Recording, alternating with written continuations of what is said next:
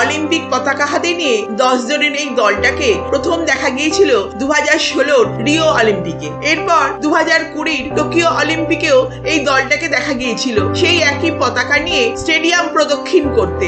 আর সেন নদীর বুকে প্যারিস অলিম্পিকের উদ্বোধনী অনুষ্ঠানে দ্বিতীয় বোটেই ছিল ওরা। 35 জনের একটা দল। স্বভাবতই মনে প্রশ্ন জাগে, এরা কারা? কেন তাদের হাতে নেই কোনো দেশের পতাকা? তারা প্রত্যেকে যে পালিয়ে এসেছে নিজের নিজের দেশ থেকে, তা সে যুদ্ধ বিধ্বস্ত সিরিয়া হোক বা ইথিওপিয়া, কঙ্গো বা ক্যামেরুন, কিংবা আফগানিস্তানের তালিবানি শাসন বা ইরান শাসকের রক্তচক্ষু। দেশ ছাড়ার গল্পগুলো সব ভিন্ন হলেও পরিচয় তাদের একটাই, শরণার্থী। মাইলের পর মাইল পায়ে হেঁটে বা অথই সমুদ্র ডিঙি নৌকোয় পেরিয়ে এসে পরদেশে আশ্রয় পাওয়া এইসব মানুষদের স্পিরিটকে সম্মান করে আইওসি তাদের নিয়ে এসেছে একই ছাতার নিচে। নাম দিয়েছে রিফিউজি অলিম্পিক টিম।